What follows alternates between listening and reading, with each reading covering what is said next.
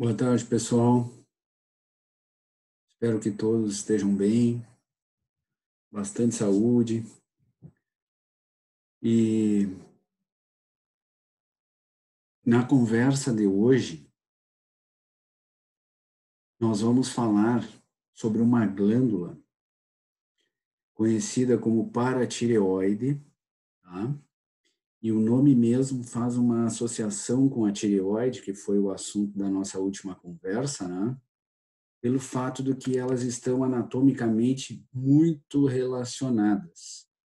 Na parte posterior da tireoide, e vocês estão vendo, né, a tireoide identificada aqui, ó, certo?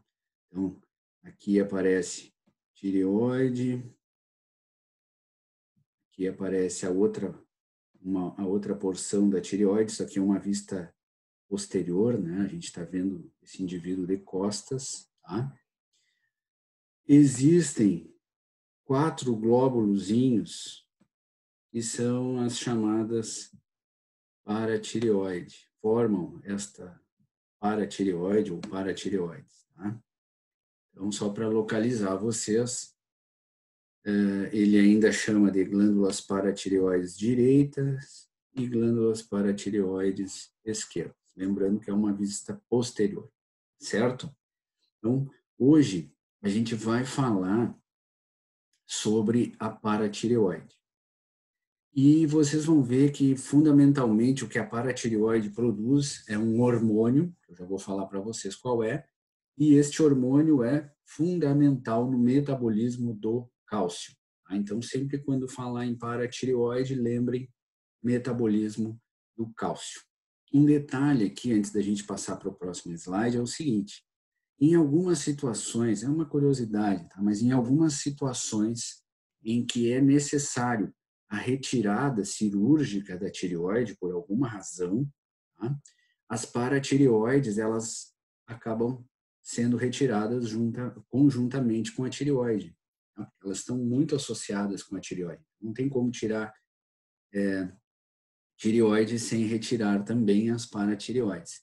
Nesses casos de retirada cirúrgica da tireoide, obviamente que esse indivíduo vai ter que, para o resto da vida, ter uma administração, né, de tiroxina, certo? E também terá que ter uma administração deste hormônio que a gente vai falar agora, tá? E é super importante no metabolismo do cálcio. Muito bem. Feita esta localização, né? Está localizado agora.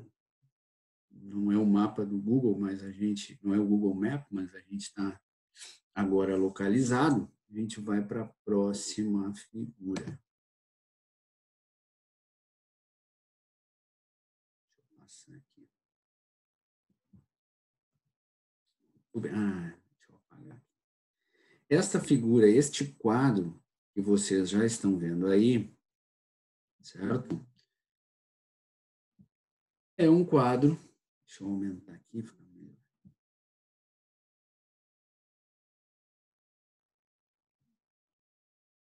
Deixa eu apagar, senão não obedece ao comando.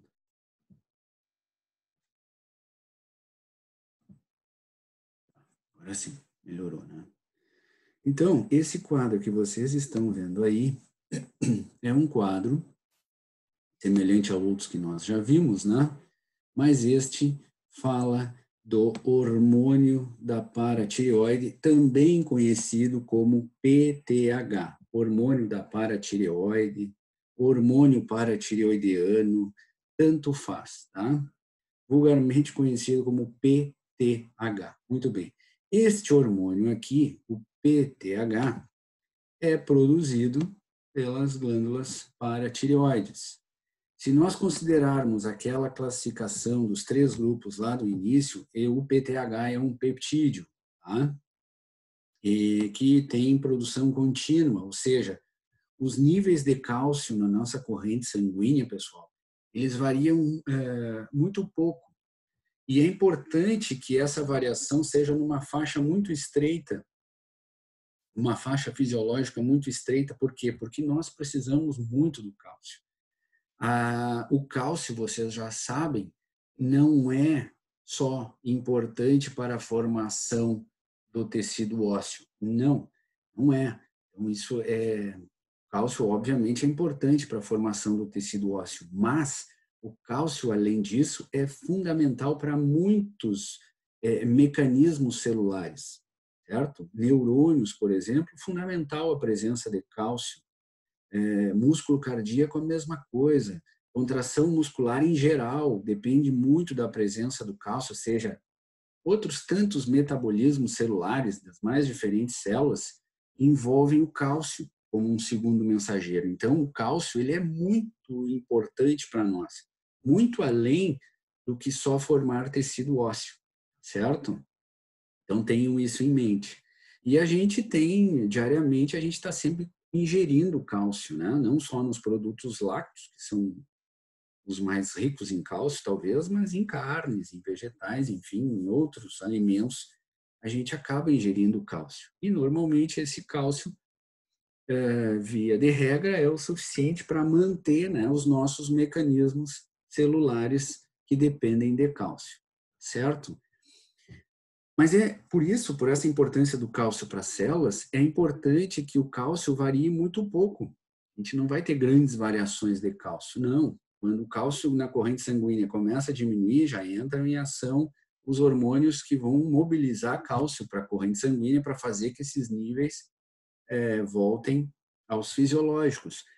Não é claro que em alguns momentos durante o dia nós podemos ter um leve aumento de cálcio e aí esses hormônios que mobilizam cálcio na corrente para a corrente sanguínea vão diminuir um pouquinho, mas é muito mais comum a gente ao longo do dia e consequentemente ao longo dos dias e consequentemente ao longo da vida nós termos pequenas diminuições no cálcio circulante e entrar em ação os hormônios que mobilizam o cálcio do nosso corpo para que a gente consiga restabelecer os níveis fisiológicos de cálcio, certo? E um desses hormônios que é fundamental é o PTH, por isso essa produção contínua. Por ser um peptídeo, né, tem afinidade com água, circula livre, dissolvido no plasma, tem uma meia-vida curta, certo? Em poucos minutos, no caso mais ou menos 20 minutos, os fatores que afetam a liberação de PTH, ou seja, o que faz com que a paratireoide sintetize, né, e aumente ou sintetize e secrete, né, produza e libere PTH na corrente sanguínea. O principal sinal para que a paratireoide produza e libere PTH na corrente sanguínea é a diminuição nos níveis fisiológicos de cálcio no plasma, ou seja, a parte líquida do sangue, em outras palavras, no sangue. Tá? Quais são os tecidos-alvo? Aonde o PTH vai agir para reverter essa diminuição no cálcio plasmático, no cálcio circulante, no cálcio que está no sangue, né? Tem 3 tecidos-alvo o PTH. Um deles são os rins. O PTH, quando ele age sobre os rins, ele diminui a excreção de cálcio na urina.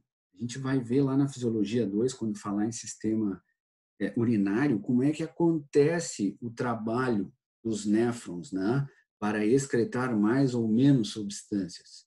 Por enquanto, eu vou dizer para vocês que o PTH diminui a excreção de cálcio na urina, ou seja, é óbvio, né, pessoal? Se nós temos uma leve diminuição de cálcio na nossa corrente sanguínea, para que a gente vai eliminar um monte de cálcio na urina? Não faz sentido. Então, a gente diminui a eliminação de cálcio na urina para disponibilizar mais cálcio para a nossa corrente sanguínea e tentar reverter, né, essa leve diminuição, essa diminuição que está acontecendo. Um segundo tecido-alvo importante para o PTH, e é claro que essas são os ossos, né? E essa ação ela é um pouquinho mais demorada que a ação sobre os rins, certo? E o que o PTH vai fazer lá no tecido ósseo? Ele vai mobilizar cálcio do tecido ósseo para o sangue. Em outras palavras, ele vai retirar cálcio do osso dos ossos e disponibilizar esse cálcio para a corrente sanguínea, sempre buscando reverter esta diminuição de cálcio que, por momento, se apresenta aqui no plasma. Mas tem um detalhe. A gente pensa, né? O cálcio é um mar desculpa, os ossos são um mar de cálcio. É verdade, tem, sem dúvida nenhuma, a maior quantidade de cálcio que nós temos no nosso corpo está no tecido ósseo, de fato.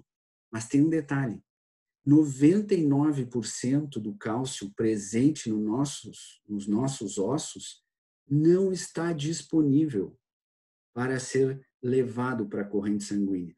Não, em outras palavras, não é rapidamente retirado do tecido ósseo, não é rapidamente mobilizável para o sangue. E por que isso? Porque 99% do nosso cálcio que está no tecido ósseo, ele está ligado a outras substâncias, a outros minerais e formando o tecido ósseo. O osso não é só cálcio, né?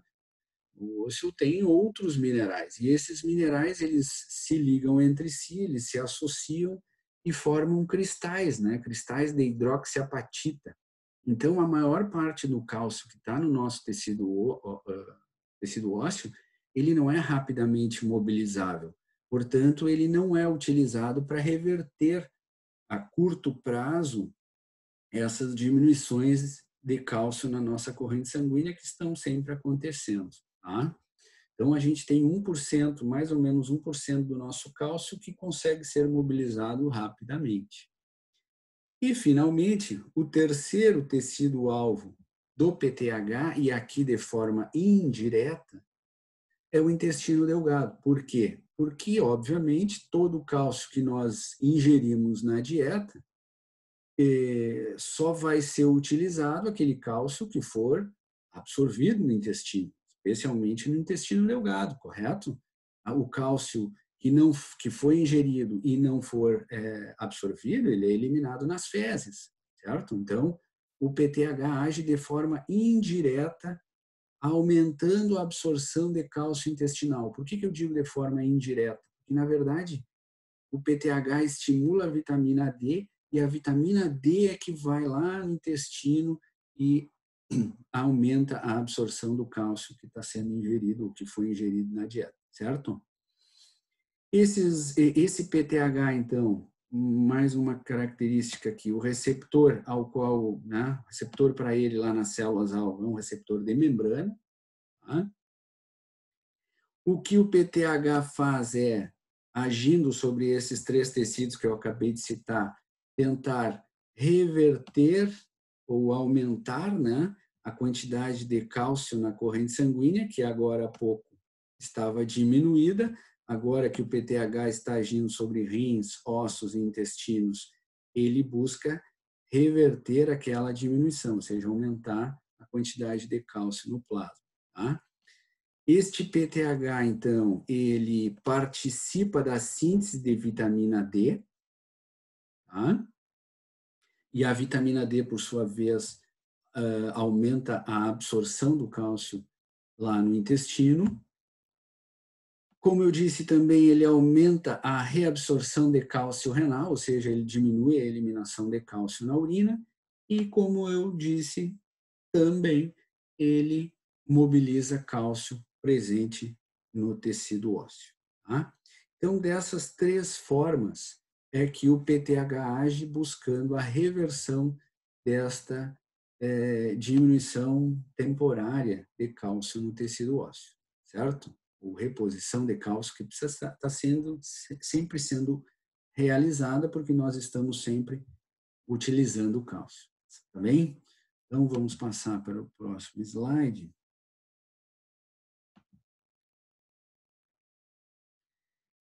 Este slide aqui, agora ficou um pouco desconfigurado, mas dá para ver, tá?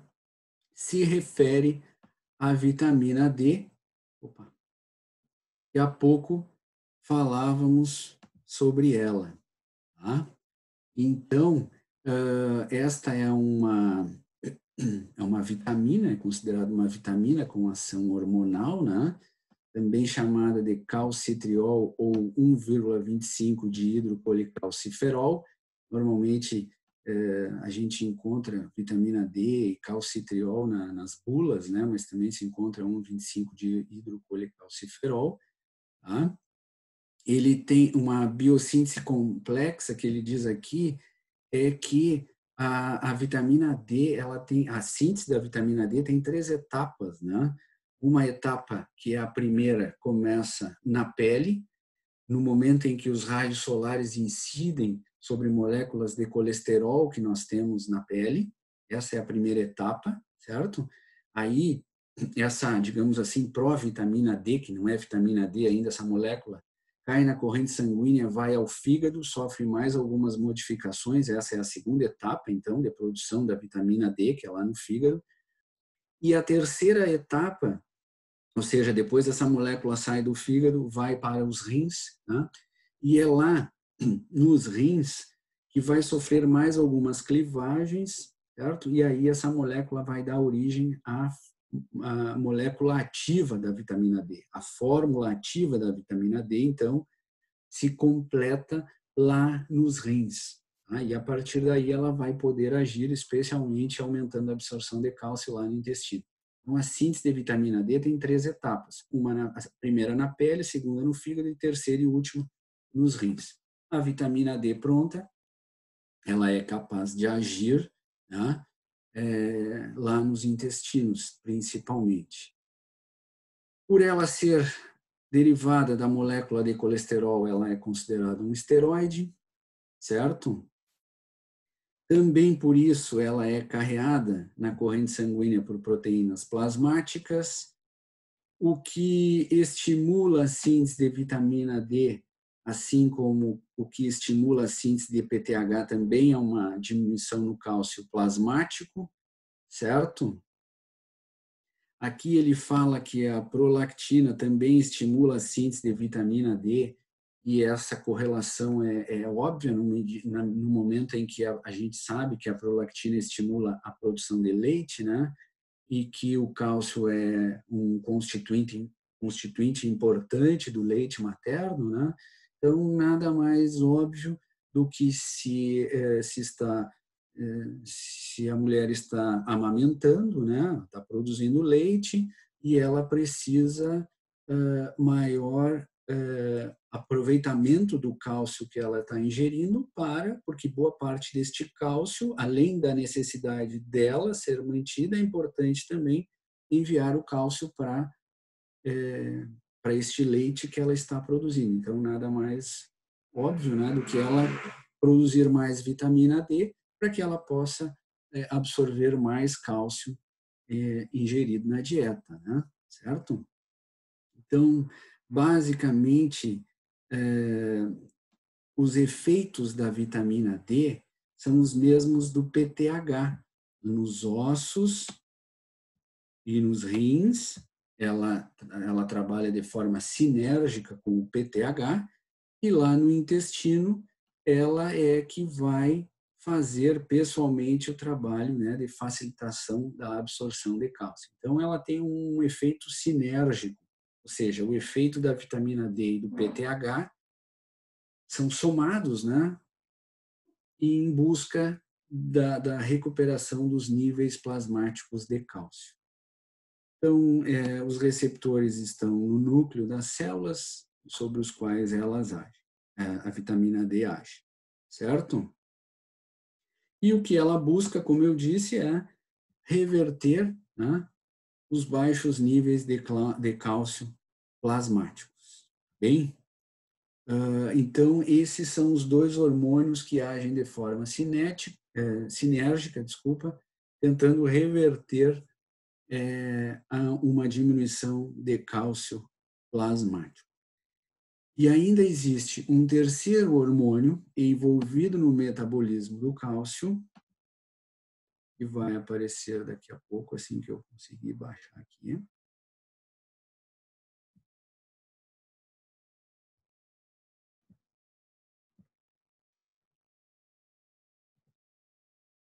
E este terceiro hormônio aparece aqui, certo? e é conhecido como calcitonina. Então, esse também é um hormônio envolvido no metabolismo do cálcio. E este hormônio está relacionado com a nossa conversa anterior. Tá? Quando nós falamos sobre tireoide, eu disse para vocês, mostrei para vocês lá as células parafoliculares ou célula C, né? E eu disse para vocês que aquelas células lá não estavam relacionadas com a síntese e secreção de tiroxina e DT3, mas estavam relacionadas com a síntese de um outro hormônio, também é tireoidiano, mas que participava do metabolismo do cálcio, certo? Lembram disso? Pois bem, aí aparece então esse hormônio que é o chamado de calcitonina. O detalhe aqui da calcitonina é que o que estimula os níveis plasmáticos de calcitonina a aumentarem, ou seja, o que estimula as células C a produzirem calcitonina, são os níveis, as concentrações plasmáticas de cálcio elevadas, certo? Repetindo, o que estimula a tireoide, célula C lá, a produzirem calcitonina, são os níveis elevados de cálcio, né, na corrente sanguínea. Como isto não é uma condição muito, digamos assim, duradoura na nossa corrente sanguínea, né, não é muito comum nós termos por longos períodos situações de cálcio plasmático muito elevado, via de regra, não é comum porque, mesmo que eu consuma muito cálcio, certo? Eu posso não absorvê-lo, ou provavelmente não vou absorver todo o cálcio que eu ingeri. Lembra, né? Por quê? Porque se o meu nível de cálcio na corrente sanguínea está dentro de um padrão fisiológico, a minha produção de vitamina D e de PTH não estará muito aumentada.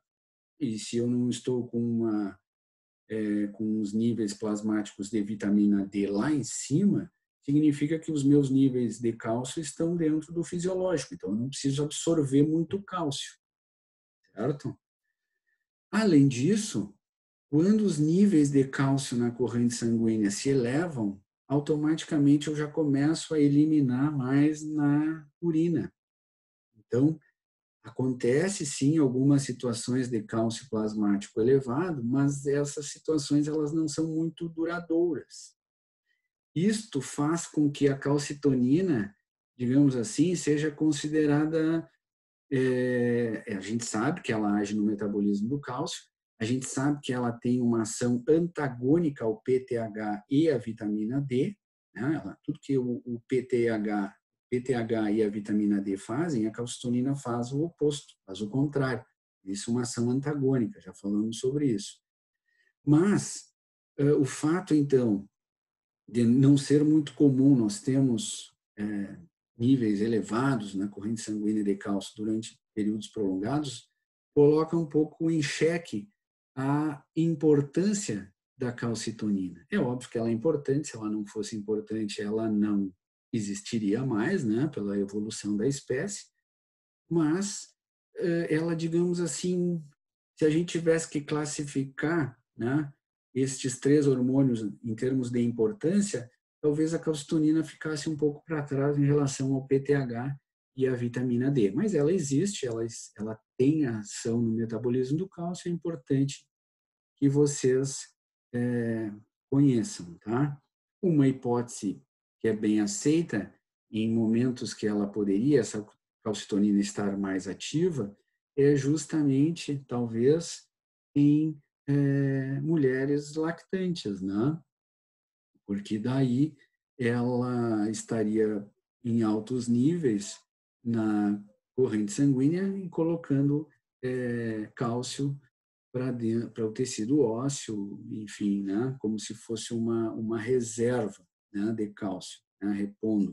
Mas é só uma hipótese. Tá? Então, a minha intenção em falar dela para vocês é que vocês saibam que ela existe, que vocês tenham algumas informações sobre ela, mas normalmente ela é, digamos assim, menos importante que as outras duas substâncias que eu falei para vocês, né? Quando a gente ouve falar em metabolismo do cálcio, normalmente a gente dá mais atenção para o PTH e para a vitamina D, que, aliás, é muito comum, né? Muitas pessoas, especialmente durante o inverno, têm recomendação médica de ingerir, né, comprimidos de vitamina D, seja semanal, seja mensal, né, dependendo da dose, né? Justamente, pessoal, porque aqui no Rio Grande do Sul, durante o período de inverno, né, mais ou menos entre maio e setembro, maio e outubro, a incidência de sol diminui bastante, né? E a gente fica menos exposto ao sol, a gente produz menos vitamina D, e isso pode fazer com que a gente tenha um prejuízo na absorção de cálcio intestinal, né? Então, a vitamina D é algo que faz avaliação dos níveis plasmáticos de vitamina D, é algo que faz parte de exames regulares de sangue, né? Justamente para saber como é que está esses níveis plasmáticos de vitamina D e, consequentemente, aproveitamento do cálcio que é ingerido na dieta, tá? Tá bem? Bom, tenho 27 minutos aqui, quase 27 minutos, a gente vai parar por aqui. Eu provavelmente vou mandar para vocês mais um vídeo nesta semana, e esse próximo vídeo que eu vou mandar para vocês vai ser o último do semestre, tá? Será o último vídeo do semestre. Então, esse que eu estou mandando agora, este aqui sobre paratireoide, é o penúltimo. Vou mandar mais um, que será o último. E aí nós encerramos o conteúdo, né? E aí o próximo compromisso é, além de assistir os vídeos, é lá, né? Reforço, no dia 10 de setembro, vocês, até dia 10 de setembro, responderem aquelas perguntas e me enviarem. Certo, pessoal? Um abração, então, um bom resto de semana para todos vocês. Um abraço. Tchau, tchau.